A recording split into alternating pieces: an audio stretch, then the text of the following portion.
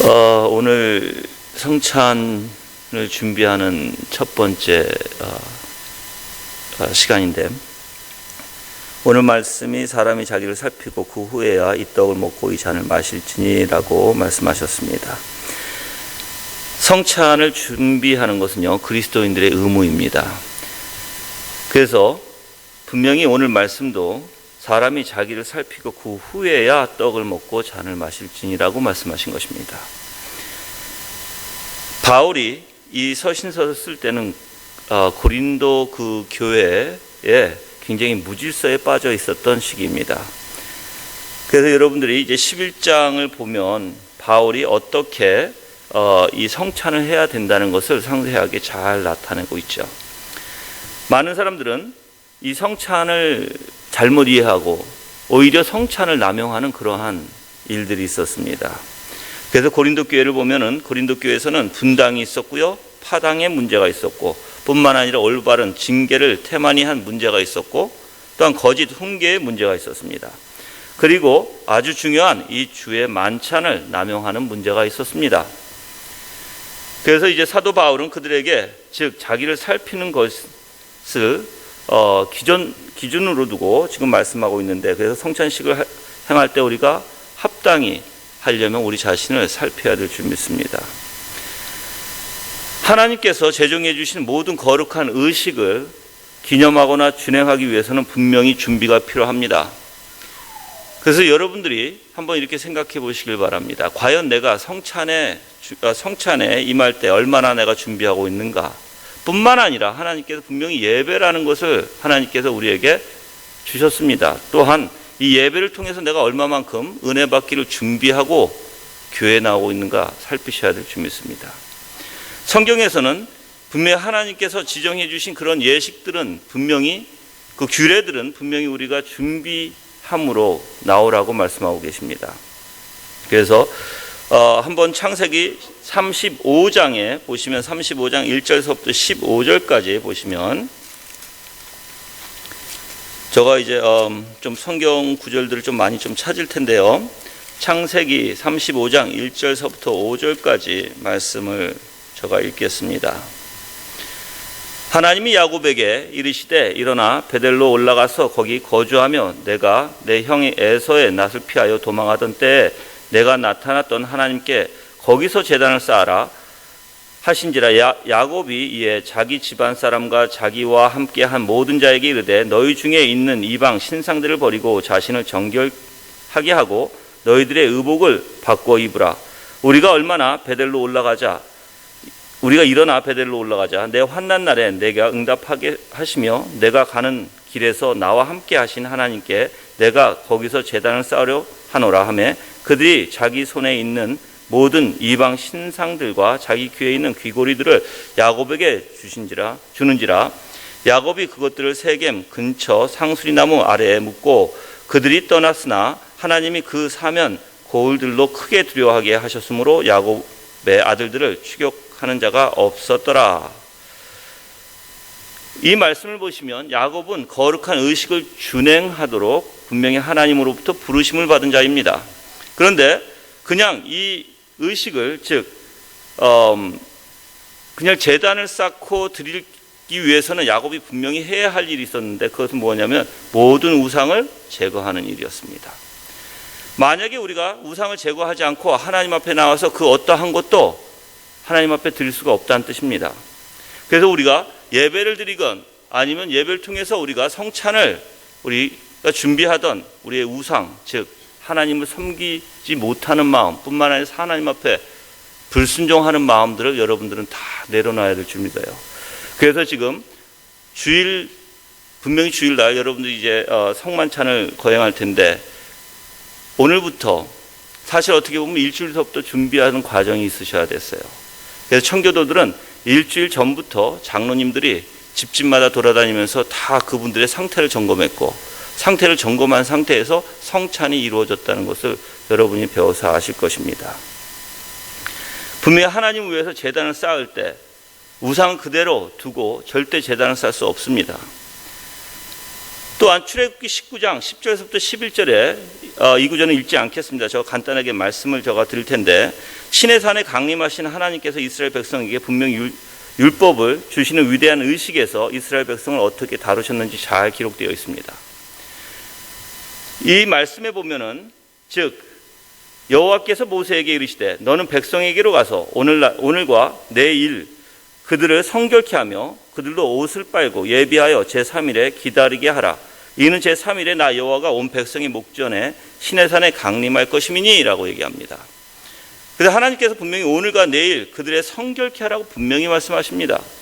우리가 만나야 할 위대하신 하나님, 존귀하신 하나님, 그 하나님 앞에 우리가 어떠한 존재인지 깨닫고 우리가 그분 앞에 우리 자신을 살피는 일은 당연하다고 봅니다.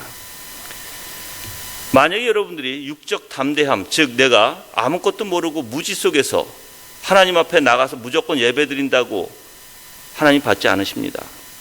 우리는 육적 담대함으로 하나님 앞에 나가는 것을 어떻게 보면 금지해야 될 것입니다.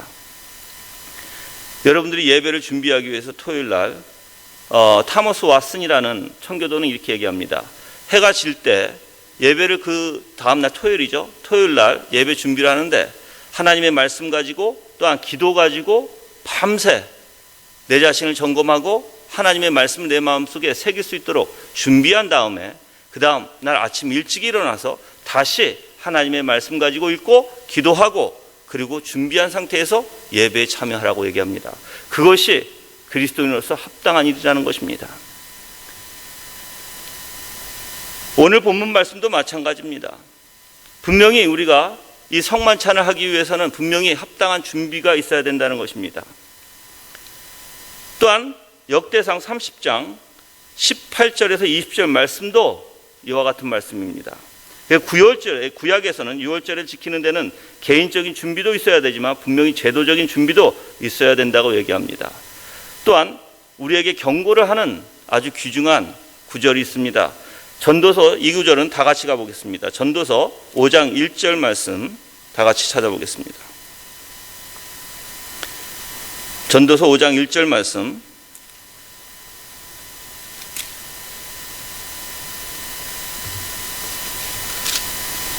제가 읽겠습니다. 너는 하나님의 전에 들어갈 때 내 발을 삼갈지어다. 가까이 하여 말씀을 듣는 것이 우매자의 제사 드리는 것보다 나으니 저희는 악을 행하면서도 깨달지 못함이니라. 이 구절의 중요한 것은 우리가 하나님의 집에서 무엇을 행해야 하는지 우리 자신을 면밀히 살피고 삼가야 한다는 경고 메시지가 분명히 담겨 있습니다. 자기 자신을 면밀히 살피지도 않고 성급하게 어떤 의식에 참여한다면 어떻게 보면 우매한 자들의 재물 드리는 것에 불과하다는 것입니다. 하나님의 집에 들어갈 때 내 발을 삼갈지어다.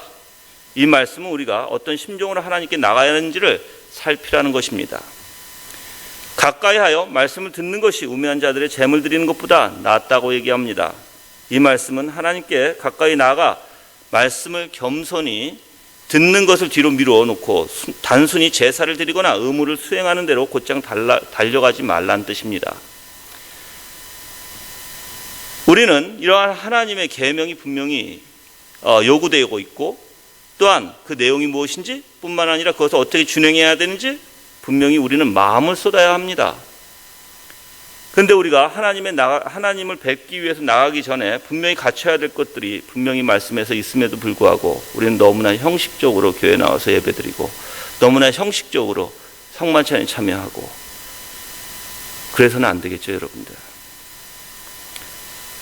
오늘날에 많은 분들이 성전에 나와서 자기 방법대로 하나님이 주시는 그 방법이 아닌 본인이 생각해서 본인이 합당한 방법에 예배에 참여하고 성찬에 참여하는 것은 우리가 쉽게 목격하고 또한 볼 수 있을 것입니다. 분명히 그리스도인이라면 하나님께서 말씀하신 대로 그 방법대로 또한 스스로 정결하는 일에 우리는 온 힘을 다해야 될 줄 믿습니다. 이렇게 신경 쓰지도 않고 내 마음을 점검하지도 않은 상태에서 그리스도께서 십자가에 못 박히시고 죽으셨다는 그 사실, 그것만 그냥 내가 믿는다 하는 그 생각 속에 여러분이 그냥 성찬에 참여하신다면 그건 옳은 것이 아니에요.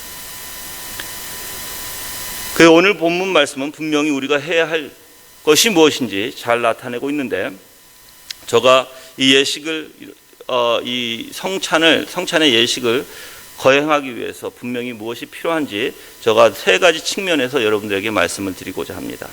먼저 첫째는 하나님의 측면입니다.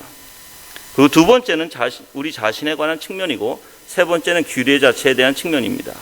먼저 하나님의 관점에서 분명히 하나님에 대한 측면에 합당한 준비가 이루어져야 되는데, 과연 내가 하나님이란 분이 어떤 분이신지 알아야 된다는 것이에요. 또한 묵상해야 된다는 것입니다. 분명히 하나님께서는 자신의 그 규례를 분명히 정해놓으셨습니다. 법으로 정해놓으셨어요. 그래서 레위기 10장 3절에 보시면 나는 나를 가까이 하는 자 중에서 내 거룩함을 나타내겠고 라고 말씀하십니다. 즉 하나님께 가까이 나아갈 때 우리가 가장 먼저 숙고해야 할 일이 바로 하나님이란 분이십니다. 왜 그러냐면 우리가 하나님 앞에 가까이 나간다는 것은 하나님 존재 앞에, 또한 하나님 앞에 출입한다는 뜻입니다. 그러한 우리가 어떻게 그냥 아무 생각 없이 하나님께서 정해놓으신 그 규례 아무렇게나 할 수가 없겠죠. 그 하나님 측면에서 합당하게 준비하기 위해서는 다음 세 가지를 제가 말씀드리는데, 먼저 첫 번째는요, 우리는 규례를 정하신 분으로서 하나님을 숙고해야 합니다. 그 규례를 정하신 분이 누구십니까? 창조주이십니다. 만왕의 왕이십니다.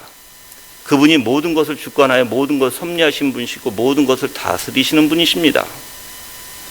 로마서 14장 11절 말씀해 보시면 기록되었을 때 주께서 이르시되 내가 살았노니 모든 무릎이 내게 꿇을 것이요 모든 혀가 하나님께 자백하리라 하였느니라 라고 말씀하십니다. 하나님의 권위를 실질적으로 인정하는 것, 그것이 우리가 가장 중요하게 생각하는 준비죠. 근데 우리가 과연 하나님의 그 권위에 대해서 얼마만큼 우리가 준비하고 있는지 한번 보시면 알 거예요. 너무나 쉽게 우리가 생각할 수 있는데, 하나님의 권위는 죄가 있다라면 절대 하나님의 권위는 내 앞에 세워지지 않습니다. 한번 생각해 보시길 바랍니다. 여러분이 죄를 질 때, 여러분이 여러분 자신을 중심으로 삼고 여러분이 여러분의 뜻대로 살아갈 때 하나님의 주권적 그 섭리와 주권을 인정하십니까? 내가 있으면 절대 하나님의 주권을 인정하지 못합니다.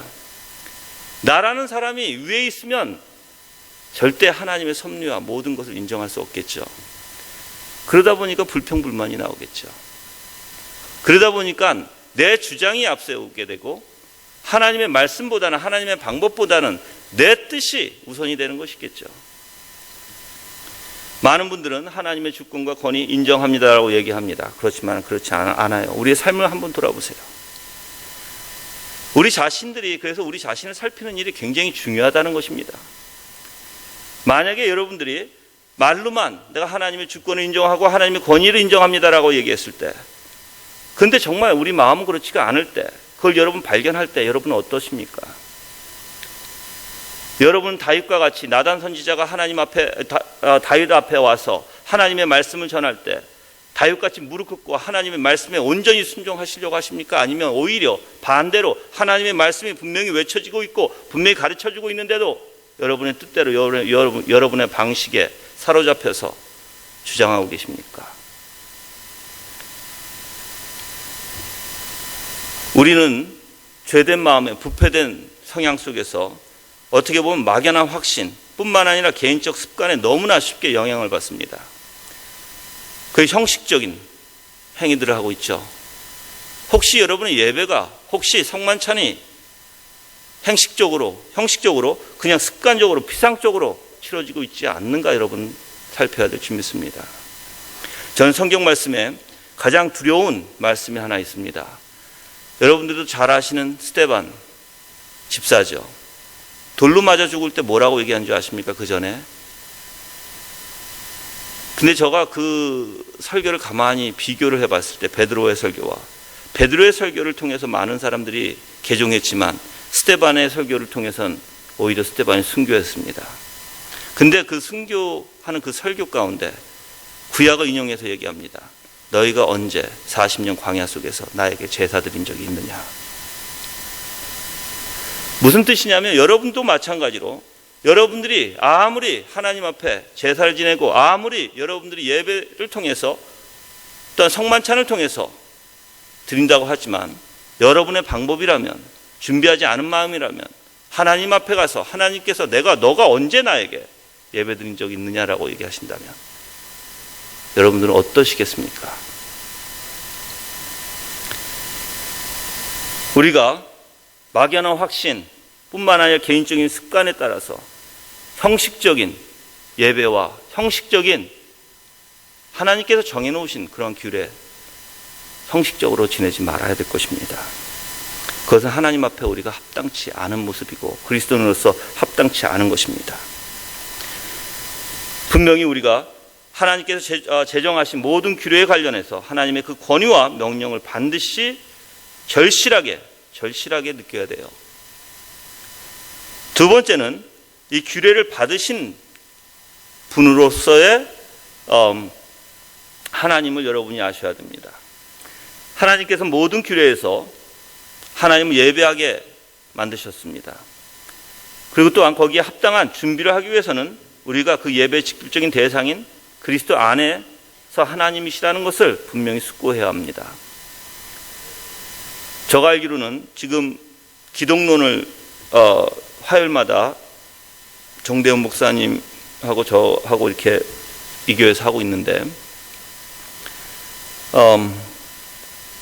저는 기독론을 강의하면서 굉장히 느낀 게 많아요. 그리고 굉장히 깨달은 게 많고 그래서 하나님 앞에 너무나 감사한 게 많은데 과연 우리가 예수 그리스도의 그 신성을 얼마나 진정으로 인정하고 그 신성에 대해서 얼마나 우리가 알고 있으며 예수 그리스도에 대해서 인성에 대해서 얼마나 우리가 깨닫고 있는지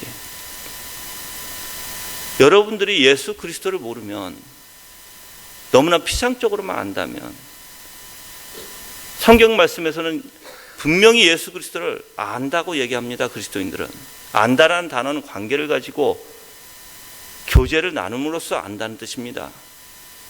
그렇다면 그 예수 그리스도께서 인성을 가지고 율법을 지키고 율법을 완성하시고 왜 인성을 가지고 십자가에 죽으셔야만 했는지 또한 뿐만 아니라 신성이 왜 인성 안에 온전히 거하셔야 되는지 그래서 100%의 인간과 100%의 그 신성을 가지고 계신 그 예수님 그래서 그분이 유일하신 참 길이요 진리요 생명이 되시는 그 하나님을 여러분이 얼마만큼 알고 얼마만큼 그 대상이신 그 하나님을 경배하고 계시는지요.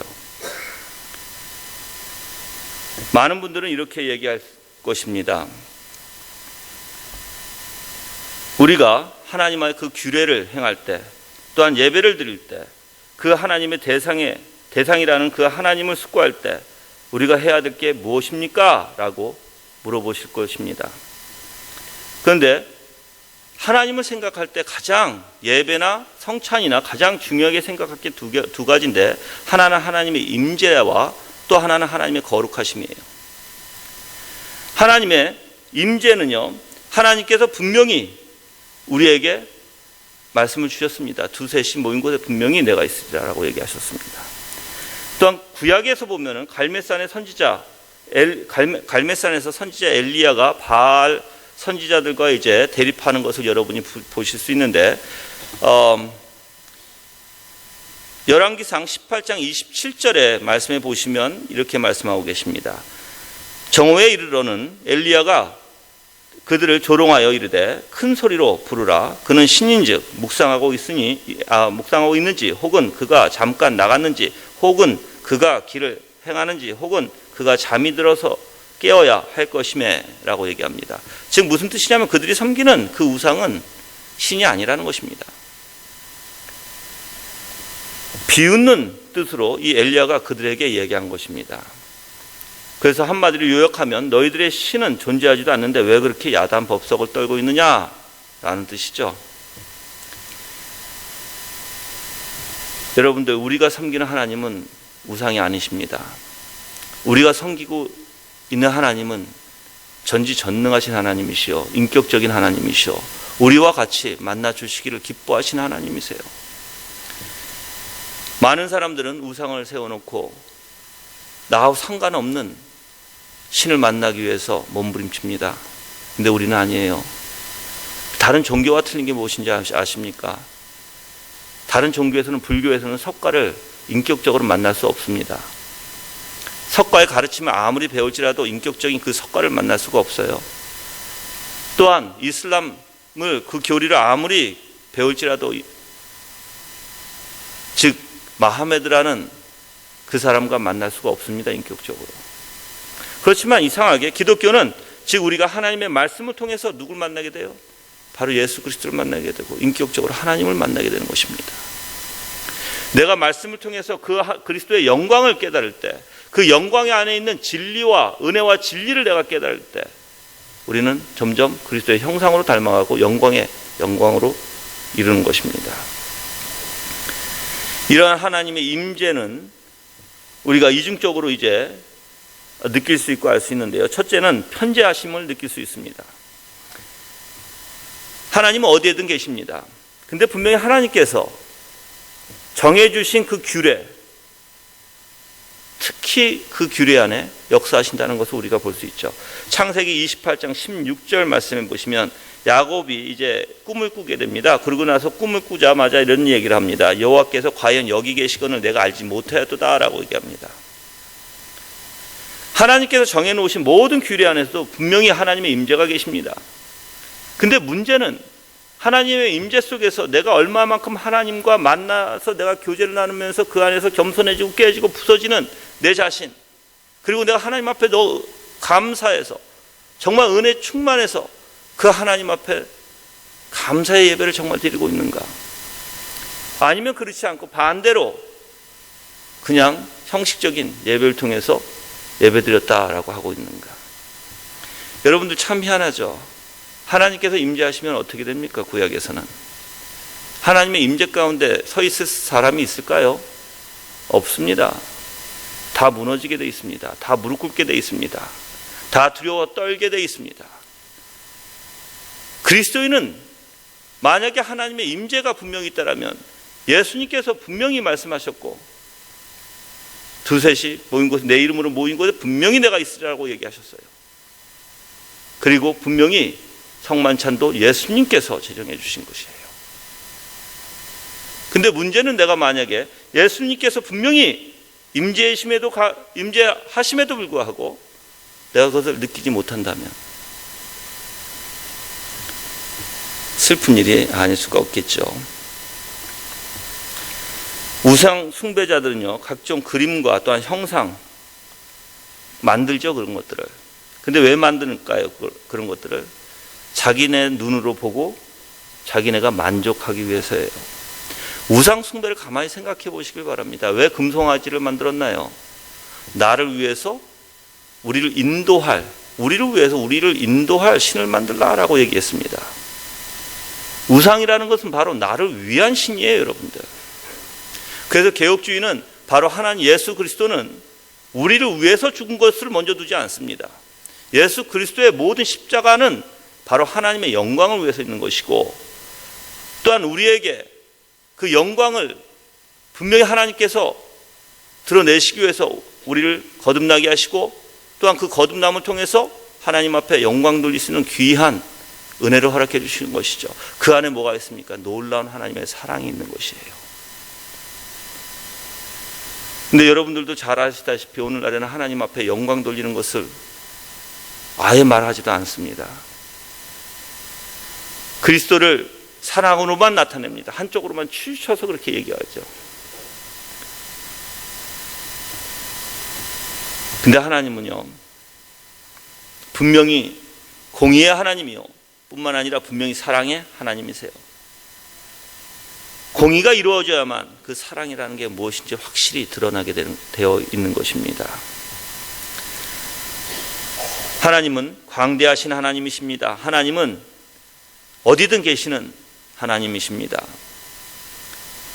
여러분들이 예배를 드릴 때, 성만찬을 거행할 때 분명히 하셔야 될 게 바로 믿음으로 행해야 합니다. 믿음이 없이는 하나님을 기쁘게 못한다고 분명히 히브리서는 얘기하고 있습니다. 그래서 우리가 과연 하나님을 경배하는 시간, 그 시간을 내가 기쁘게 생각하고 내가 그 경배하는 시간, 하나님 앞에 나오는 시간, 그러한 시간이 나한테 즐거운 시간인가 여러분 스스로 점검하시길 바랍니다.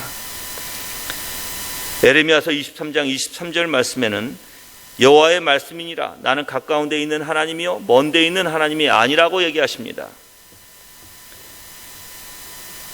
즉 하나님은 어디든 계시는 하나님이시고 우리가 더듬어 찾는다면 분명히 하나님은 찾아지는 하나님이라는 것입니다. 여러분들은 또한 코람데오라는 단어를 들어보셨을 것입니다. 즉 우리는 항상 하나님 앞에 있는 것 같이, 하나님이 내 앞에 계신 것 같이 우리는 행동해야 된다는 것이죠. 그래서 우리가 과연 그리스도인이라면 항상 하나님의 임재 가운데 내가 생각을 하든 내가 무엇을 하든 늘 내 마음에 품고 있어야 되고 그것을 인지해야 돼요. 우리 자신들이 과연 그렇게 코람데오 삶을 살고 있는지 한번 보시기 바랍니다. 정말 하나님 계셔서 내 마음과 내 생각까지 다 꿰뚫어 보시는 하나님, 그래서 내가 그 하나님을 경외하고 그 하나님을 두려워하고 내 마음에 죄를 품는 것이, 죄를 생각하는 것이 정말 두려워서 내가 쉽게 그렇게 하지 못하는 내 자신을 여러분은 보십니까? 아니면 오히려 반대로 여러분 마음대로 행할지라도, 여러분 마음속에 그 어떠한 잘못된 것이 들어갈지라도 생각하지 않고 너무 무뎌져서 너무 양심에 이제는 화인 맞아서 더 이상 하나님이 개입해 주시지 않아서 혹시 여러분들이 마음대로 죄를 생각하고 죄를 품고 마음대로 여러분들 살아가고 계시는지 점검하시길 바랍니다. 만약에 그리스도인들이라면 여러분들 코람데오의 그런 삶이 얼마나 귀한 줄 아십니까? 여러분들이 한번 생각해 보세요. 나와 같이 항상 동행하시는 그 하나님, 그 하나님이 나를 붙들어 주시는 하나님이요, 그 하나님이 전지전능하신 하나님이요, 우주 만물을 창조하시고 모든 것을 그 능력이, 그 모든 권세가 그분에게 있다라면, 그리고 내가 바로 그 하나님의 아들이라면, 내가 그리스도인이라면 얼마나 우리는 오히려 그 하나님 앞에 감사가 되고 내 마음이 평안을 얻을 수 있는지. 그래서 여러분들이 하나님을 더 많이 묵상하시면 그 하나님은 정말 우리에게 너무나 놀라운 평안을 주십니다. 놀라운 감사가 이루어집니다. 우리 마음속에. 여러분들 하나님을 믿지 못할 때 불안한 것입니다. 여러분들 불안이라는 것은요, 한치 앞도 내가 바라볼 수 없고 답이 없을 때 불안한 것이에요. 여러분들 생각해 보세요. 만약에 답이 있으면 불안하실까요? 불안하지 않습니다. 답이 나오면. 근데 우리는 한치 앞을 볼 수가 없기 때문에 불안해하는 거예요. 근데 하나님이 분명히 우리 보고 뭐라고 얘기했나요?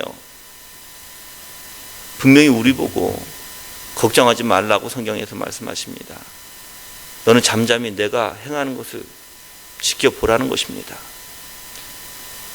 우리가 진정으로 그 하나님을 안다면, 진정으로 그 하나님이 어떤 하나님인지 안다면, 정말 그분이 나를 붙들어 주시고 계신다는 걸 내가 안다면 뭐가 불안하겠습니까?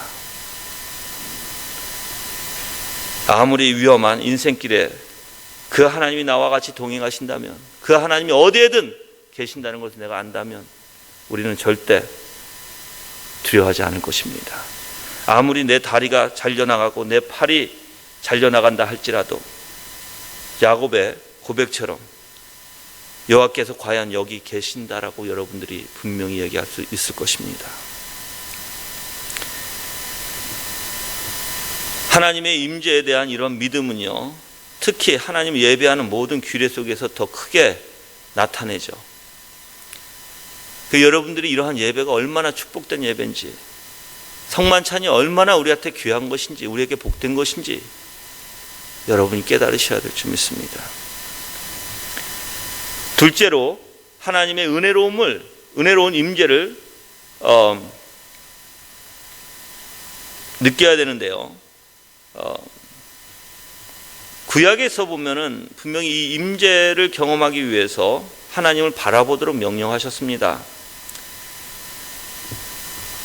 여러분들 호랍산에서 떨기나무에서 하나님은 일시적이고도 특별한 현현으로 모세에게 나타났습니다. 그렇죠? 그리고 하나님 이런 말씀하십니다. 이리로 가까이 오지 말라. 내가 선 곳은 거룩한 땅이니 내 발에서 신을 벗으라 라고 얘기합니다. 발에 신을 벗으라. 그런데 그 다음날 그 땅이 거룩한 땅이었을까요? 아니죠. 하나님이 계실 때만 그래요, 여러분들. 이것은 분명히 여호수아에게도 분명히 얘기하셨습니다. 여리고성 가까이 왔을 때 분명히 내 발에서 신을 벗으라. 내가 선 곳은 거룩한 곳이라 라고 얘기합니다. 임재가 있는 곳, 특별히 하나님께서 규례를 정하시고 그 규례 안에 분명히 하나님께서 임재하신 그 시간이 귀한 시간이요. 그 시간이 거룩한 시간이라는 것입니다. 성막과 성전을 세웠을 때도 마찬가지로 똑같이 하나님께서 임재하셨다는 것을 우리가 알 수 있습니다. 그리고 예수님께서는 분명히 이제 복음 아래서 이 모든 것을 옛 일로 말씀하고 계십니다. 근데 예수님께서 이런 말씀하십니다. 요한복음 4장 21절과 23절에 보시면 여자여 내 말을 믿으라. 이 산에서도 말고 예루살렘에서도 말고 너희가 아버지께 예배할 때가 이르리라. 아버지께 참되게 예배하는 자는 영과 진리로 예배할 때가 오나니 곧 이때라. 아버지께서 자기에게 이렇게 예배하는 자를 찾으시니라 라고 얘기하십니다. 분명히 예수님께서는 참 진리와 성령으로 예배하는 자, 참된 마음 가지고 예배하는 자를 찾으신다고 얘기하십니다. 또한 두세 사람이 내 이름으로 모인 곳에는 나도 그들 중에 있으리라. 마태복음 18장 20절에 분명히 말씀하고 계십니다. 언제나 하나님께서 세우신 그 모든 규례와 제도 속에 분명히 특별한 하나님의 임재가 있다는 것을 여러분이 분명히 알아두시길 바랍니다. 그래서 우리는 어떻게 해야 됩니까? 우리는 준비해야 돼요. 내가 예배 나오기 전에 얼마만큼 하나님 앞에 내 자신을 돌아보고 말씀을 통해서 기도로 간구하고 하나님 앞에 나오는지 여러분이 살펴보시고요. 만약에 그동안 그런 일이 없었다면 어떻게 해야 될까요? 이제 이번 성찬을 계기로 해서 여러분들 예배 드릴 때 준비하시고 성찬하실 때 분명히 준비하셔야 돼요. 하나님의 말씀을 듣기 위해서 몸부림치는 그리스도인이 되셔야 될 줄 믿습니다. 너무나 쉽게, 너무나 여러분들 마음대로 의무적으로 그냥 평이하게 피상적으로 행위적으로 그 어떠한 하나님의 방법이 아닌 여러분의 방법대로 예배드려서도 안 되고 또한 성만찬에 참여해서도 안 될 것입니다. 저가 또한 여러분들에게 드리고자 하는 것은 바로 하나님의 거룩하심입니다. 아까 임재하심을 말씀드렸으면 이제 거룩하심인데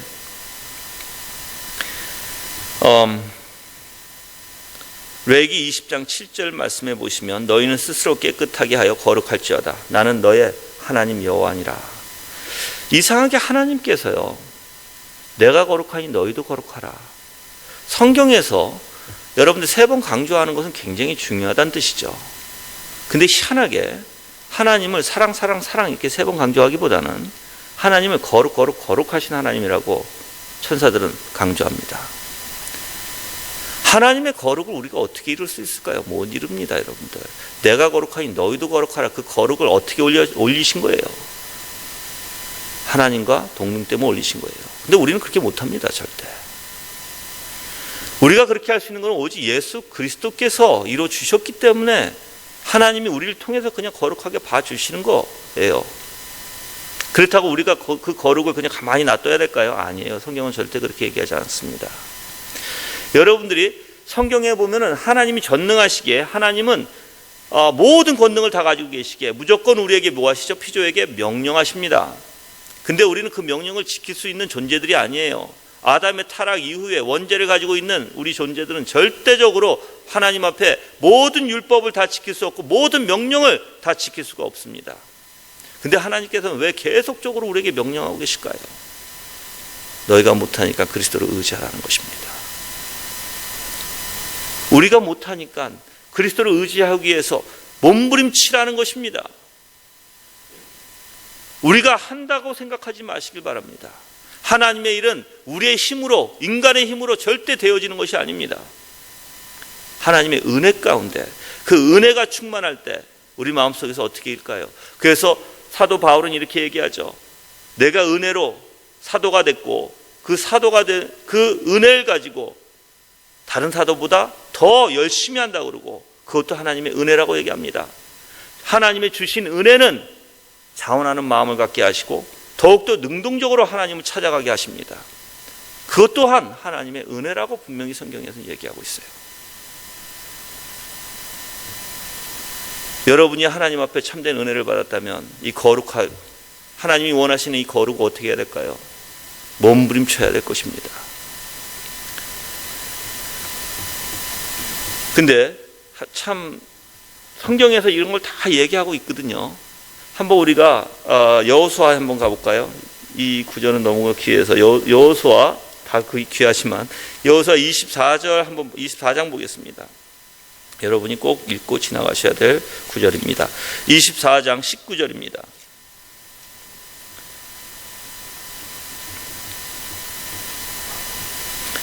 여러분이 나중에 15절서부터 이 내용들을 전체 읽어보시면 좋은데 제가 요약해서 말씀드리겠습니다. 여호수아가 백성에게 이르되 너희가 여호와를 능히 섬기지 못할 것은 그는 거룩하신 하나님이시요 질투하시는 하나님이시니 너희 허물과 죄를 사하지 아니할 것임이라. 왜 여호수아가 이렇게 얘기하신지 아십니까? 바로 18절을 한번 읽어보세요. 먼저 15절에 가만히 보면 15절에서 하나님을 섬기는데 즉 너희가 삼갈 자를 오늘날 택하라 라고 얘기하고 오직 나와 내 집은 여호와를 섬기겠노라 이스라엘 백성들이 얘기합니다. 그리고 나서 이제 또 18절에도 그렇게 얘기합니다. 여호와께서 또 모든 백성 곧 이 땅에 거하던 아모리 사람을 우리 앞에서 쫓아내셨습니다. 그러므로 우리도 여호와를 섬기리니 그는 우리 하나님이심이라 라고 얘기해요. 근데 여호수아는 뭐라고 얘기해요? 19절에 백성에게 이르되 너희가 여호와를 능히 섬기지 못할 것은 이라고 얘기합니다. 여러분들 하나님의 그 거룩하심을 제대로 이해하는 게 굉장히 중요합니다. 만약에 여러분들이 하나님의 그 거룩하심을 제대로 이해하지 못하면 하나님을 가까이 하기에 불가능하게 되어 있습니다. 여러분들 히브리서 12장 28절에 이렇게 얘기합니다. 그러므로 우리가 진동치 못할 나라를 받았은즉 은혜를 받자 이로 말미암아 경건함과 두려움으로 하나님을 기쁘시게 섬길지니라고 얘기합니다.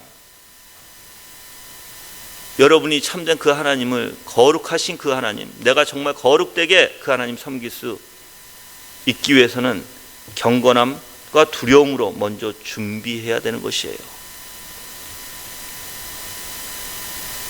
그래서 이렇게 히브리서 12장 28절에 바로 경건함과 두려움으로 하나님을 기쁘시게 섬길지니라고 얘기하는 것이고 뿐만 아니라 바로 그 다음 절 29절에는 뭐라고 얘기하냐면 우리 하나님은 소멸하시는 불이심이라 라고 얘기하는 거예요.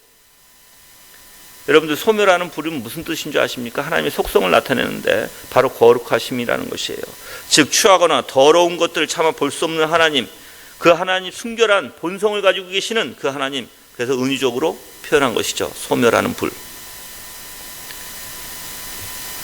이 사도가 한 말을 쉽게 풀었으면 이렇게 될 것입니다. 불은 가장 순수하고 순결한 요소이며 불이 가지고 있는 능력도 그러하다. 즉 불은 자신과 같은 본질이 아닌 것은 하나 또 남김없이 태우고 소멸시킨다. 하나님도 그러하다. 우리가 하나님 앞에 나갈 때 필수적으로 여러분들 갖춰야 할 두 가지가 바로 그 하나님의 임재를 숙고하는 것이요 영광스러운 임재예요. 그리고 거룩하심을 숙고하는 것입니다. 여러분이 이 하나님, 이 거룩하신 하나님, 소멸하신 불이신 이 하나님, 얼마만큼 여러분이 경건함, 두려움으로 준비하고 계십니까? 많은 분들은 이거 어떻게 준비하는지 몰라요. 여러분들 은혜 수단 있죠? 바로 말씀, 기도, 성례입니다. 그럼 준비는 뭐 해야 될까요? 말씀과 기도예요, 여러분들. 그럼 말씀과 기도를 어떻게 해야 될까요? 그냥 우리가 읽는다고 될까요? 아니에요. 말씀을 통해서 묵상하고, 묵상을 통해서 내 자신을 점검하고, 말씀에서 놀라운 그 그리스도를 발견하려고 몸부림치게 됐죠. 그래서 청교도들은 이렇게 얘기합니다. 말씀을 통해서 광맥을 찾고 그 광맥을 내 마음속에 얻기 위해서 몸부림치는 자들이었습니다. 저는 여러분들이 성찬을 온전히 거행하기 위해서, 하나님의 뜻대로 하나님의 방법대로 온전히 이루시기 위해서 여러분 자신을 이제 남은 시간, 남은 날들을 철저히 준비해 나가는 그리스도인이 되시기를 주님의 이름으로 기도하겠습니다. 또한 규례의 목적이신 하나님에 대해서도 여러분들이 준비하고 또한 생각해 보셔야 될 텐데, 이 규례의 목적, 그래서 여러분이 첫 번째 규례를 하나님께서 왜 정하시는지 한번 생각해 보셨나요? 이 규례를 첫 번째로 정하신 이유는 영광 받으시기를 원하시는 하나님이시라는 것입니다. 즉 규례의 목적이 하나님께 영광을 올려드리는 것이기 때문이고, 두 번째는 이 하나님께 받아들여지는 것이 규례의 목적입니다. 그래서 우리가 규례를 행할 때 하나님께 영광 돌리고 하나님 그걸 받으시는 하나님을 나타내고 있습니다. 그 세 번째는 하나님으로부터 복받는 것이 우리의 목적입니다. 사실 개혁주의는 이 복 얘기를 좋아하지 않습니다. 근데 그거는 모르겠지만 잘못 생각해서 그런 것 같아요. 왜 그러냐면 여러분들에게 가장 큰 복이 뭘까요? 바로 예수 그리스도를 아는 것이에요. 예수 그리스도와 연합하는 것입니다.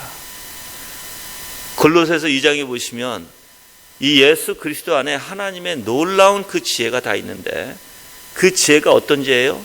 이 세상의 그 어떤 보화보다 값진 것이라고 얘기합니다. 내가 예수 그리스도를 알아갈 때, 예수 그리스도와 연합할 때 이 세상에서 줄 수 없는 아주 귀한 것이라는 것이죠. 여러분들도 그것이 복이십니까?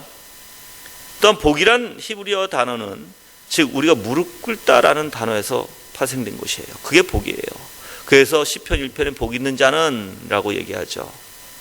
복이라는 단어는 물건에 쓰이지 않았습니다. 복이라는 단어는 사람에게 쓰였습니다. 그래서 그 사람이 무릎 꿇고 하나님 앞에 경배할 때 그는 복받은 자라고 얘기한 것이에요. 그래서 먼저 이 우리가 드려지는 예배뿐만 아니라 규례는 하나님께 영광을 돌리는 그 목적이 있는데, 우리가 이 세상에 살아가면서 가장 중요한 것이 무엇입니까? 모든 것이 다 하나님 앞에 영광돼야 되는 것입니다. 그와 마찬가지로 이 규례 또한 가장 중요한 목적이 바로 하나님 앞에 영광되어지는 것이죠. 그래서 말라기 1장 6절 말씀해 보시면 이런 말씀하십니다. 내가 아버지일진데 나를 공경함이 어디 있느냐라고 얘기하십니다. 이 말씀을 다시 이렇게 보면은 내가 너희 아버지라면 왜 나를 영화롭게 하지 않느냐라고 하신 말씀이에요. 즉 하나님께서는 이스라엘 백성을 충고하시는 건데, 너희는 정말 나를 예배하려고 규례에 참여하는 것이냐? 그렇다면 아버지를 경외하든 나를 경외할 것이 아니냐? 주인을 영화롭게 하듯이 나를 영화롭게 해야 할 것이 아니냐? 라고 하시는 말씀이에요. 근데 그들은 그렇지 않았어요, 여러분들. 이사야서 1장을 읽어보고 특히 말라기서를 읽어봐도 우리는 이스라엘 백성들이 절대로 하나님 앞에 나갈 때 하나님을 영화롭게 하는 것이 아니었다는 것을 우리가 알 수 있습니다. 그래서 이사야서 1장에는 너희가 나올 때 내 땅만 밟을 뿐이라고 얘기하시는 것이에요. 우리가 만약에 이 규례를 통해서, 즉 예배와 성찬을 통해서 우리가 믿는 그 하나님을 아버지로 고백하고 나간다면 어떻게 해야 됩니까? 그 아버지를 의지해야 되고 그 아버지의 뜻에 아버지의 방법대로 다 모든 것이 다 준비되어야 될 줄 믿습니다. 우리가 주와 주인으로 섬기고 순종하겠다는 그 결심을 고백하십시오. 그리고 우리는 오직 하나님을 영화롭게 하는 존재라는 것을 고백하십시오. 여러분들, 만약에 여러분들 어떠한 하나님께서 제정해 주신 그 규례를 통해서 여러분이 하나님 앞에 영화로움을 드리려고 하는 그 마음이 아니라면 다 잘못된 것이에요, 여러분들. 그래서 여러분이 교회에 나올 때, 예배를 드리려고 성소에 나올 때 벌써 내가 하나님을 영화롭게 해드리고자 하는 그 마음이 내 마음속에 어떻게 돼야 돼요? 간절함이 일어나야 돼요. 찰스 하치라는 조직신학자는 이렇게 얘기합니다. 찰스 하치는 즉 내 마음을 하나님 앞에 향하지 않는 자는 하나님을 스스로 거부하는 자라고 얘기합니다.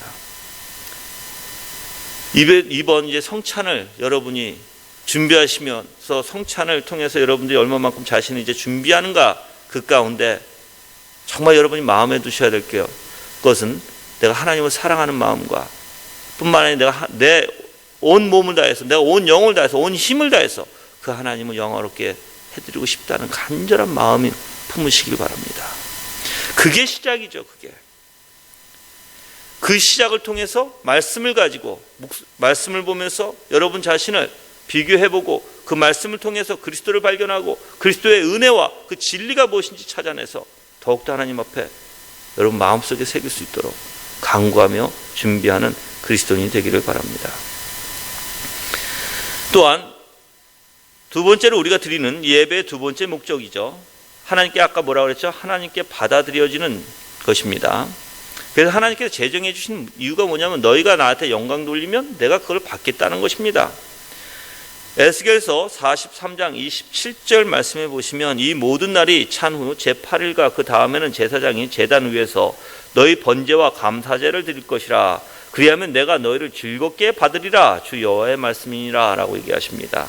즉 하나님께서는 참된 예배, 참된 제사, 하나님께서 원하시는 방법대로 드려지는 것은 하나님께서 어떻게 받으신다고요? 즐거이 기쁘게 받으신다는 것입니다. 여러분, 하나님께서 받으신다는 것은 무슨 뜻인 줄 아세요? 바로 우리를 회복시켜 주신다는 뜻이에요. 네. 분명히 우리가 하나님께서 우리에게 예배를 주신 것이 바로 거기에 있는 거예요. 너희가 나를 영화롭게 하냐? 그럼 내가 그걸 받을 것이고 내가 너희에게 복을 줄 것인데 어떤 복이요? 회복의 복. 놀라운 그 복을 내가 너희에게 줄 것이라는 것이에요. 그래서 여러분들 이러한 예배, 이러한 성찬을 소홀히 생각하지 마시길 바랍니다. 우리는 보면 전 교회에서 많은 분들이 찾아오시는데 다들 갈급증이 나서 찾아오신 분들이 많아요. 그래서 저에게 물어봅니다. 목사님, 정말 내가 갈급한데 어떻게 하면 그 하나님을 만날 수 있습니까? 어떻게 하면 내 이 갈급증이 채워질 수 있습니까? 저는 제일 먼저 물어보는 게 있어요. 예수 그리스도에 대해서 저에게 말씀해보세요라고 먼저 물어봅니다. 자매님이나 형제님이 얼마만큼 예수 그리스도를 찾고 있는지 저한테 말씀해보세요라고 얘기합니다. 근데 거의 100% 예수 그리스도 찾지 않습니다. 거의 100% 예수 그리스도 찾기보다는 엉뚱한 데서 자기의 방법대로, 자기의 뜻대로 자기의 그 갈급증을 채우려고 하는 것이에요. 옥테비우스 윈슬로라는 사람이 있습니다. 십자가 아래서라는 책을 쓴 사람인데 아주 귀한 분이신데 그분이 뭐라고 얘기하시냐면 많은 사람들이 예수 그리스도를 찾지만 그들은 책으로 가고 많은 사람들이 그리스도를 찾지만 절대 성경으로 오지 않는다라고 얘기해요. 이 성경 전체가 예수 그리스도를 증거하고 있습니다. 근데 우리는 이 성경을 보지 않아요. 저도 여러분들에게 똑같이 질문하겠습니다. 과연 여러분들은 예수 그리스도를 얼마만큼 아시기 위해서 몸부림치면서 성경 말씀을 보고 계시나요? 얼마만큼 내가 그리스도인이라고 얘기하면서 그리스도에 대해서 알고 계시나요? 만약에 여러분들이 그리스도에 대해서 모르신다면 한번 이렇게 제가 청교도 자녀 양육을 통해서도 제가 말씀드렸지만 다시 한번 말씀드리겠습니다.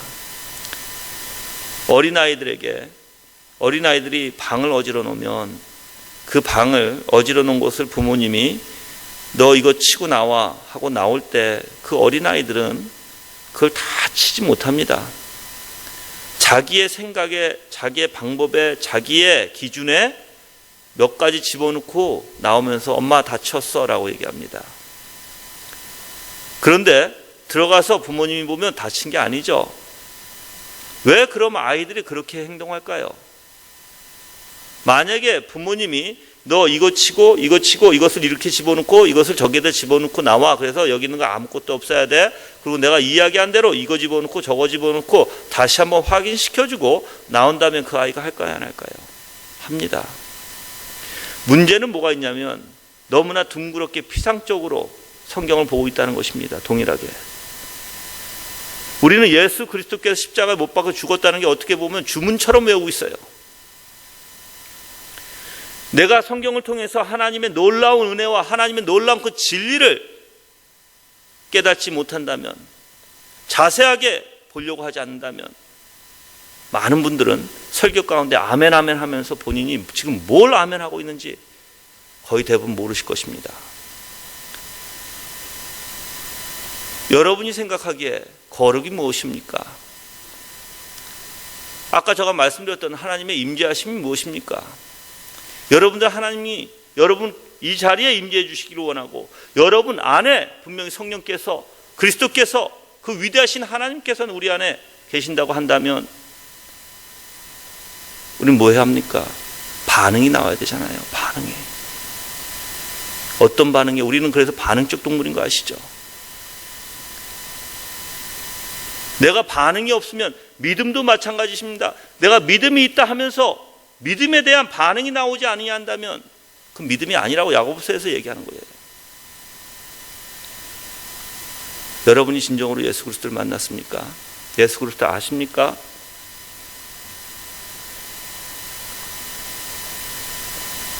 우리 자신들이 얼마만큼 예수님을 알고 있는지 보셔야 돼요.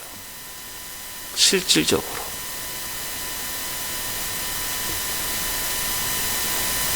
또한 예배의 그 세 번째 목적은 바로 약속하신 복을 받는 것인데,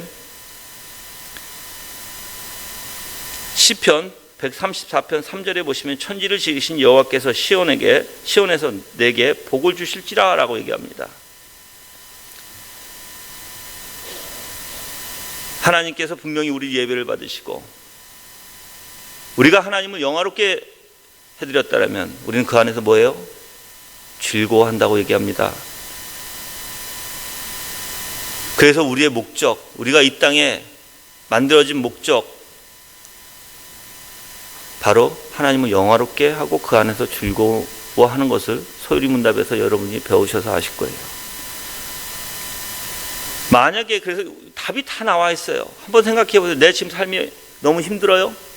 내 삶이 너무 힘들어서 내가 너무 지쳐 있습니까? 그럼 반대로 지금 뭐가 없는 거예요? 하나님을 영화롭게 해드린 게 없는 것이에요, 여러분들. 내가 하나님을 영화롭게 한다면 나는 즐겁게 되어 있습니다. 그게 하나님께서 우리에게 주신 놀라운 복입니다. 즉 회복시켜 주신다는 것입니다. 회복.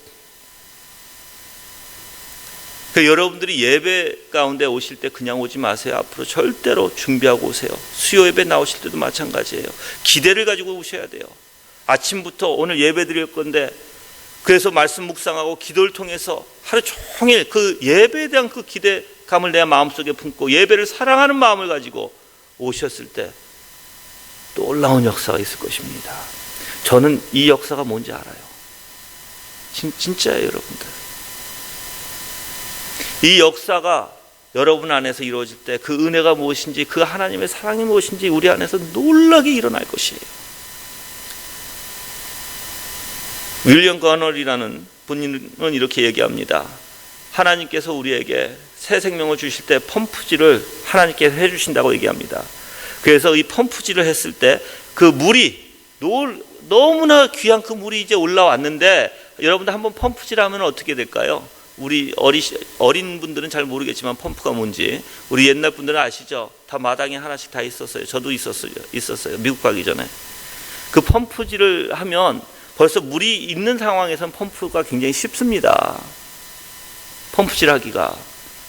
하나님은 벌써 그렇게 다 만들어 놓으셨다는 것이에요. 펌프질을 할 쉽게끔. 문제는 우리가 그 펌프질을 매일 해야 되는데 물이 마르지 않도록. 근데 우리는 펌프질 안 해요. 그러니까 메마르는 거예요. 그럼 펌프질이 뭘까요? 매일 묵상하고 매일 기도하시고 매일 여러분 자신을 점검하면서 하나님 앞에 내가 온전한 마음을 갖고 있는지, 내가 온전히 하나님을 기대하고 의지하고 정말 내 마음속에 그분만 있는지 살피면서 사셔야 돼요. 그게 매일 이루어져야 돼요.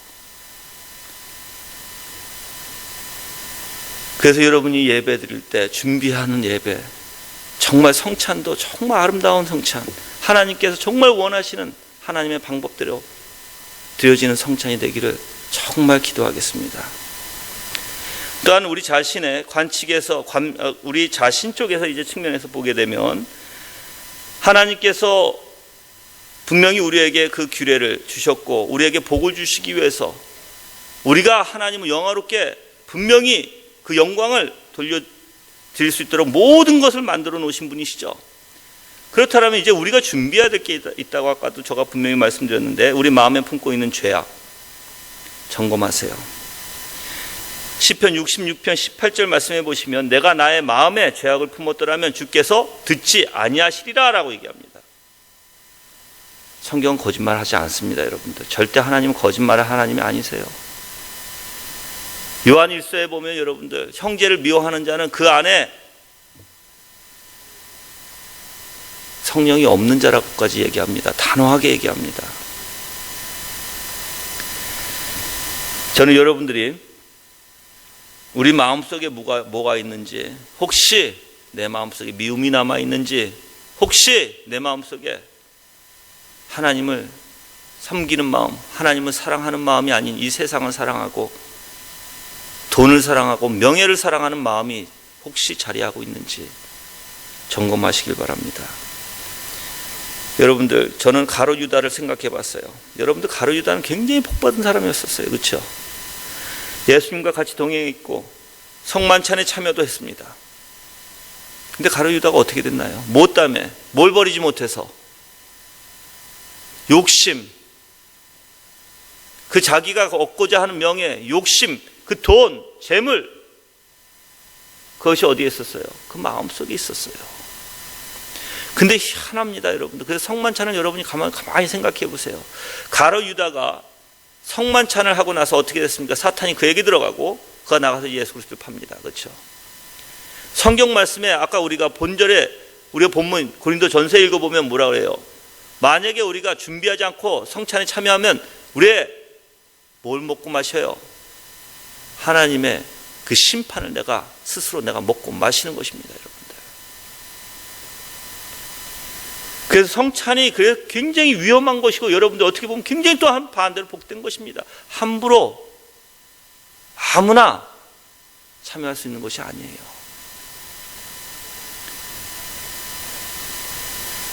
에스겔서 14장 4절 말씀에도 이러한 동일한 말씀이 있는데, 제가 읽어보면 그런즉 너는 그들에게 말하여 이르라. 나 주 여호와가 말하노라. 이스라엘 족속 중에 우상을 마음에 들이며 죄악의 걸림돌을 자기 아래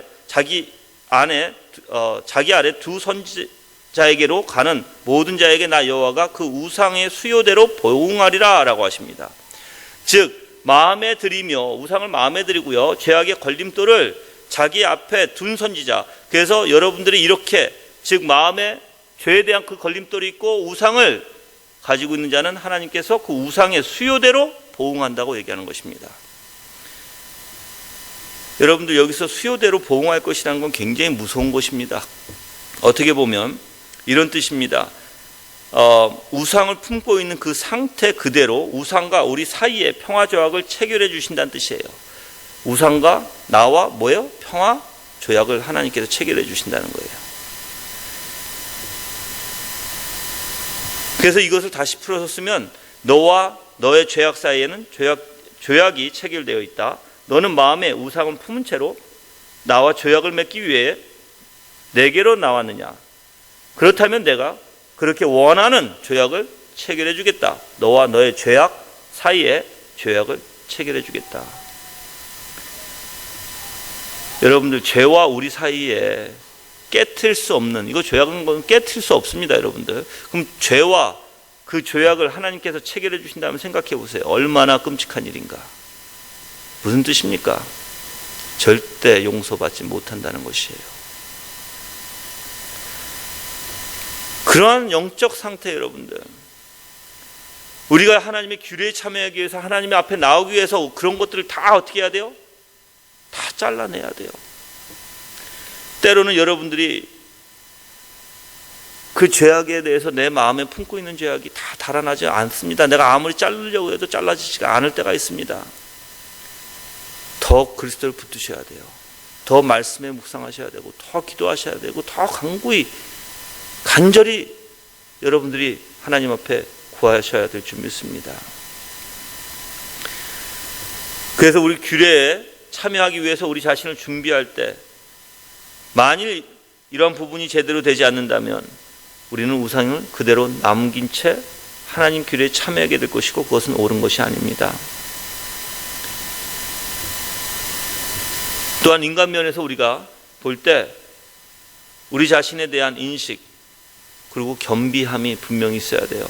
여러분들, 하나님을 알아가면 알아갈수록 내 자신의 존재가 어떻게 됩니까? 더 낮아져요, 여러분들. 왜요? 그 위대하신 하나님을 더 깊이 알게 되고, 더 그 위대하심을 알게 되면 그분이 너무나 크신 분이라는 걸 알게 돼요. 나는 너무나 작은 자라는 것을 알게 됩니다. 한번 욥기서 다 같이 가보겠습니다. 욥기서 4장입니다.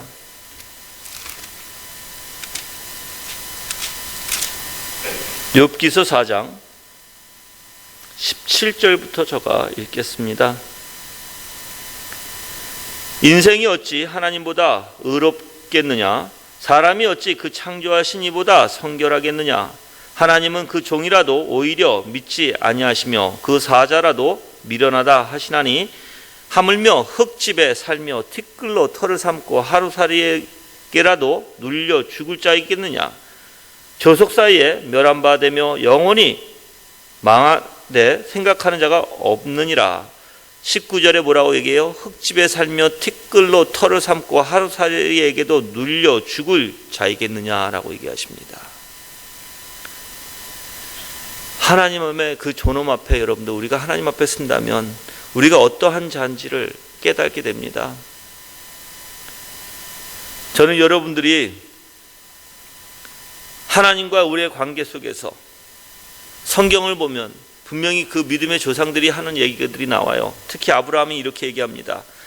아브라함이 대답하여 이르되 나는 티끌이나 재와 같사오니 감히 주께 아뢰나이다 라고 창세기 13장 27절 말씀에 나와요. 즉 자기 존재를 어떻게 얘기해요? 하나님 앞에 티끌이나 재와 같다라고 얘기합니다. 즉 하나님과 우리의 사이에 엄청난 차이가 있다라는 것을, 감히 우리가 상상을 못하는 그 차이가 있다는 것을 아브라함은 알았던 것이죠. 또한 이사야 57장 15절에는 이렇게 얘기합니다. 지극히 존귀하며 영원히 거하시며 거룩하다 이름하는 이가 이와 같이 말씀하시되 내가 높고 거룩한 곳에 있으며 또한 통회하고 마음이 겸손한 자와 함께 있나니 이는 겸손한 자의 영을 소생시키며 통회하는 자의 마음을 소생시키려 함이니라 라고 얘기합니다. 즉 내가 높고 거룩한 곳에 있으며, 그렇게 위대하신 분이, 그렇게 높으신 분이 누구와 같이 있어요? 통회하고 마음이 겸손한 자와 함께 있나니 라고 얘기합니다. 여러분이 진정으로 하나님이 우리 안에 들어오시고 하나님과 내가 같이 동행한다면 나는 어떠한 존재가 돼야 돼요? 겸손한 존재가 돼야 돼요. 항상 하나님 앞에 낮아질 수밖에 없는 존재가 될 것입니다. 그래서 우리는 그 하나님을 바라볼 때, 그 위대하심을 알 때 내가 더욱더 낮아지게 되는 것이에요. 그래서 여러분들이 왜 하나님을 묵상해야 되는지 아시겠죠? 제가 조금만 더 팁을 드리겠습니다. 여러분들이 설교 가운데 우리가 너무나 흔하게 생각하는 게 있습니다. 설교를 다 듣고 나면 교훈만 생각이 나요. 대부분의 분들이. 그래서 내가 무엇을 해야지라고 생각하십니다. 그건 올바른 게 아니에요, 여러분들. 설교를 들을 때 저 목사님이 설교하시는 저 하나님이 어떤 분이신가? 저 목사님이 얘기하는 저 그리스도가 어떤 분이신가? 어떠한 설교를 할지라도 그 안에서 그리스도를 보셔야 돼요. 그 안에서 하나님의 속성을 발견하셔야 돼요. 하나님의 속성은 바로 그 하나님 자체이십니다. 여러분이 그 하나님을 점점 알지 않고는 만약에 교훈만 안다면 여러분 어떻게 할까요? 나가서 여러분의 의지로 여러분이 하고 싶은 대로 여러분이 하려고 노력하겠죠. 근데 되어질까요? 조금 하다가 말 것입니다. 기분 좋을 때 하고 기분 나쁠 때 싫어하고 또한 누가 시키면 투덜투덜대면서 하고.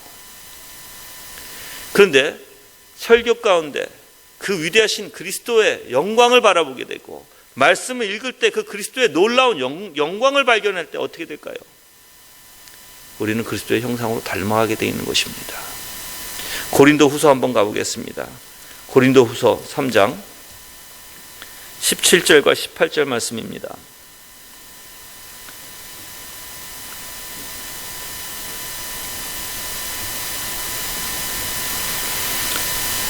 주는 영이시니 주의 영이 계신 곳에는 자유함이 있느니라. 우리가 다 수건을 벗은 얼굴로 거울을 보는 것 같이 주의 영광을 보매 저와 같은 형상으로 화하여 영광으로 영광에 이르니 곧 주의 영으로 말미암느니라. 여기서 거울이 뭐예요?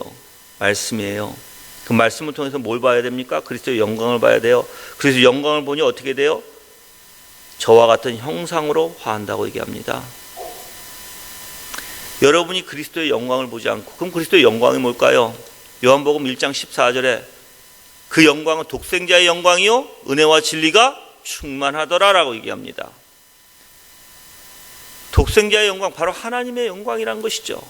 그 하나님의 영광 그 안에 뭐가 있다는 것입니까? 은혜와 진리가 충만하다는 것입니다. 그 은혜가 무엇일까요? 바로 구속입니다. 우리 같은 죄인을 하나님의 놀라운 은혜로 구원해 주시기 원하는 그 놀라운 그 구속사, 그 진리가 뭘까요? 바로 복음이에요, 여러분들. 여러분들이 그러한 하나님의 사랑, 그러한 예수 그리스도를 설교와 말씀에서 그 놀라운 영광을 발견하지 못한다면 여러분들은 아무 소용이 없어요. 저는 여러분들에게 정말 예수 그리스도를 귀하게 생각하고 귀하게 마음에 담으려고 하는 몸부림이 있기를 기도하겠습니다. 그래서 우리 마음속에 하나님이 제정해 주신 그 규례를 사랑하고 마음에 담고 정말 그 규례를 내가 소중히 여길 때 하나님의 은혜가 여러분들에게 임하게 될 것입니다. 그래서 기도와 설교를 중요하게 여기는 거예요, 여러분들. 여러분이 왜 예배에 오시기를 마음에 졸이면서 내가 왜 빨리 그 예배에 참석해서 내가 예배에 참석해서 뭘 얻기를 원하는 거예요? 바로 하나님께 복을 받기를 원하는 거예요. 어떤 복? 하나님을 영화롭게 하고 그 영화롭게 한 것을 하나님이 받으시고 여러분들에게 복 주시되 회복을 주시고 그래서 여러분이 정말 그 하나님을 알아가고 그럼 기본이 여러분들이 하나님 앞에 영화롭게 할 만한 자세가 돼야 된다는 것이에요. 그냥 무조건 나와서 되는 게 아니라는 것입니다. 그게 먼저 기본이 돼 있어야 돼요. 그래서 항상 여러분이 하나님이 주시는 그 임재를 사랑하고 하나님의 임재를 사랑하고 말씀을 사랑하고 더욱더 하나님 앞에 다가고자 하는 그 놀라운 역사가 여러분 마음속에 있을 때 정말 무한한 은혜가 여러분들에게 넘칠 것입니다. 마지막으로 그 규례 자체에 관한 측면에서 말씀드리겠습니다. 이 규례 자체는요, 여러분이 좀 아셔야 될 거예요. 목사님이 물론 예배나 성만찬이야 다 하나님의 방법대로 하나님의 규례대로 다 여러분들을 인도해 주실 것입니다. 근데 우리가 성경에서 한번 보아야 될 게 있는데 여러분이 우사 사건을 아시죠? 사무엘상 5장에 있는 그 내용인데요. 다윗이요, 이 하나님의 언약궤를 예루살렘으로 가지고 가기 위해서 굉장히 기뻐합니다. 그래서 맨 처음 블레셋하고 전쟁이 있었죠. 그러고 나서 하나님의 그 언약궤를 빼앗깁니다. 그렇죠? 그리고 그 다곤상을 하나님께서 다치시고, 그리고 또 그 독종으로 사람들을 이제 다 진멸하고 하시니까 그 사람들이 이제 너무 놀래서 금쥐뿐만 아니라 그 독종의 형상을 담은 그 상자를 술에다 실어서 이제 그 하나님의 언약궤를 다시 보냅니다. 그러다가 이제 베세메스라는 사람들이 그것을 이제 걸려서 있는 것을 보고 이제 들여다보다가 5만 70명이 다 죽습니다. 그리고 베스메스 사람들은 이제 기랴 여람에 있는 주민에게 여호와 그 하나님의 궤를 가져가라고 전하고, 기리여 아람에 있는 사람들이 여호와의 그 궤를 가지고 이제 아비나답 집에 이제 들여놓게 돼요. 그리고 아비나답 집에는 이제 복이 이제 임하게 되겠죠. 12년 동안 이제 그곳에 있게 되는데, 그래서 이제 다윗이 그 언약궤를 이제 가지고 오기 위해서 예루살렘으로 이제 옮기려고 해요. 그래서 기뻐합니다. 굉장히 기뻐해요. 근데 기뻐해서 와서 다 준비해가지고 이제 수레에 실어서 가는데 우사가 잘못해서 언약궤가 딱 넘어질 것 같으니까 잡았다가 죽습니다. 그리고 나서 굉장히 다윗이 실망하게 되고 좌절한 마음을 갖게 되죠. 그러다가 이제 다윗이 다시 한번 나중에 다시 여호와 그 언약궤를 예루살렘으로 이제 옮기게 되는데 레위 사람을 이제 모집합니다. 이제 알게 되는 것이죠. 어떻게 언약궤를 옮겨야 될지 알게 돼요. 그래서 레위 사람을 모으고 언약궤를 맬 수밖에 없다는 걸 알아요. 레위 사람들이 직접 매야 된다는 것이죠. 그것을 이제 알게 됩니다. 그래서 이제 기쁘게 이제 돌아가면서 이제 얘기하는 것인데, 역대상 15장 12절에서 13절 말씀을 보시면 이런 말을 합니다. 그들에게 이르되 너희는 레위 사람의 지도자이니 너희와 너희 형제는 몸을 성결하게 하고 내가 마련한 곳으로 이스라엘의 하나님 여호와의 궤를 메어 올리라. 전에는 너희가 매지 아니하였으므로 우리 하나님 여호와께서 우리를 찢으셨으니 이는 우리가 규례대로 그에게 구하지 아니하였음이라라고 얘기합니다. 즉 여러분들이 분명히 여러분의 방법대로 아무리 그 규례에 참여한다고 할지라도 하나님의 방법이 아니면 그 어떠한 은혜를 얻을 수가 없어요. 오히려 여러분들에게 큰 저주가 될 수도 있습니다. 저는 구약을 보면 굉장히 두려운 마음이 하나 있습니다. 선지자를 통해서 하나님께서 하나님의 말씀을 전할 때 분명히 두 가지의 사람이 나타납니다. 그 말씀을 받는 자가 있고 그 말씀을 거부하는 자가 있습니다. 오히려 거부하고 그 선지자를 죽이는 자가 있죠. 여러분들이 하나님의 말씀이 그렇게 귀하다는 것이에요. 그래서 준비하는 자, 항상 마음에 담고 그 위대하시고 우리가 당연히 예배를 드려야 할 분, 우리가 당연히 그분에게 경배해야 할 그 분을 마음에 품으시고 그분의 뜻대로, 그분의 방법대로, 그분이 원하시는 대로 모든 이루어지는 예배와 또한 성찬이 되기를 주님의 이름으로 기도하겠습니다. 저는 여러분들에게 하나님에 대한 묵상, 하나님을 어떻게 바라봐야 되는지 말씀드렸고, 또한 우리 자신을 어떻게 점검해야 되는지 말씀드렸고, 또한 규례에 어떻게 마음을 두고 참여해야 되는지도 말씀을 드렸습니다. 이 말씀 여러분들 마음에 새기시길 바라고 더욱더 기도하시고 준비하는 귀한 그리스도인이 되시기를 기도하겠습니다.